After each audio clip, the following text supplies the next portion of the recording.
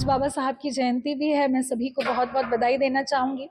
बाबा साहब की पुत्री होने के नाते बाबा साहब डॉक्टर अंबेडकर हमेशा मेरे प्रेरणा स्रोत रहे हैं और उन्हीं से प्रेरणा लेकर के शिक्षा अर्जित करके प्रशासनिक पदों पर मैं रही और उन्हीं के बताए हुए मार्ग पर उन्होंने इशारा किया है कि हमें संसद में भी जाना है। तो समाज के हित में स्वतंत्रता, न्याय, बंधुता जो उनका हमेशा ध्येय रहा है, उस दिशा में कार्य करने के लिए मैं दबे कुचले वंचित समाज की आवाज उठाने के लिए राजनीति में जाना चाहती थी। तो मुझे नहीं लगता कि वो मेरा कोई गलत कदम था, लेकिन जो घटनाक्रम हुआ, मैं एक नौकरी कर रही थी, चाहती तो मैं 10 साल बाद राजनीति में आ सकती थी, लेकिन कांग्रेस ने मुझे झूठा वादा किया कि आपको टिकट दी जाएगी। नौकरी से इस्तीफा दिया, टिकट नहीं दिया, फिर झूठा वादा किया कि लोकसभा में टिकट दी जाएगी, उसमें नहीं दिया। तो मुझे लगता है कि ये 6 महीनों में जो मैंने कांग्रेस पार्टी को आकलन किया है कि ये परिवारवाद और स्वार्थ के कारण जो है ऊर्जावान और योग्य लोगों को आगे नहीं बढ़ने देना चाहते। जब ये अपने कठिन समय में हम जैसे लोगों का हमारी ऊर्जा का इस्तेमाल नहीं कर पा रहे हैं, तो मुझे विश्वास नहीं है कि आने वाले समय में भी मुझे कोई उचित प्रतिनिधित्व देंगे, क्योंकि इन्होंने डॉक्टर बाबा साहब अम्बेडकर को भी नहीं दिया। बाबा साहब अम्बेडकर को टिकट नहीं दी और जब वो चुनाव लड़ना चाहते थे तो उसके खिलाफ कांग्रेस का एक प्रत्याशी भी खड़ा किया और उनको हराने का काम किया।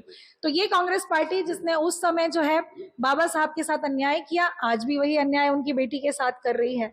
तो ये सब घटनाक्रम को देखते हुए आज मैंने कांग्रेस के सभी दायित्वों से जो है इस्तीफा दिया है। टिकट देने का भी वादा किया गया था, लोकसभा टिकट देने का भी वादा किया गया था।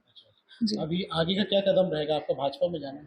आगे तो देखिए, मैंने आवेदन दिया है नौकरी में वापस जाने का, अगर उस पर कार्य हो पाता है तो वो भी है, अदरवाइज राजनीति में भी अगर कुछ कोई मुझे अच्छा माध्यम मिलता है तो मैं उस पर भी विचार करूंगी। आप बैतूल में रहते हैं, छिंदवाड़ा में आके कांग्रेस के पदों से इस्तीफा दे रहे हैं, इसके पीछे क्या संदेश? कांग्रेस में ही मुझे छिंदवाड़ा में ही कांग्रेस की सदस्यता ग्रहण करवाई गई थी एक माहौल बनाने के लिए। तो मैं आज वही माहौल बनाने के लिए आई हूँ कि इनके झूठे वादे और इनकी आप कार्यशैली देख लीजिए कि किस तरीके से वो महिलाओं के साथ जो है अन्याय करती है और महिलाओं के प्रति इनकी नीयत क्या है। यही बताने के लिए मैं छिंदवाड़ा में अपने समाज के बीच जाऊंगी, अम्बेडकर जयंती के कार्यक्रमों में और तमाम जगह पर जाकर के मैं बताऊंगी कि अब इनका समय खत्म करिए, इनको घर पे बिठाइए और समाज के साथ और इस देश के साथ न्याय करिए। बीजेपी के किसी बड़े नेता से आपकी बात हुई इस दौरान? मेरी नौकरी में जाने को लेकर अवश्य बात हुई है और उस पर अभी चिंतन मंथन किया जा रहा है।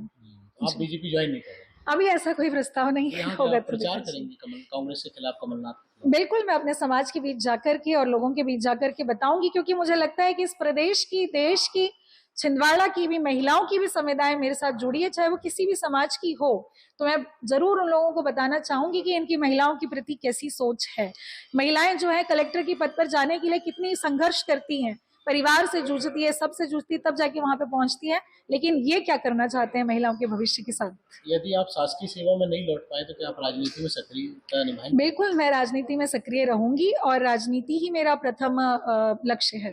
Welcome to our YouTube channel. Don't forget to like, subscribe and share the videos.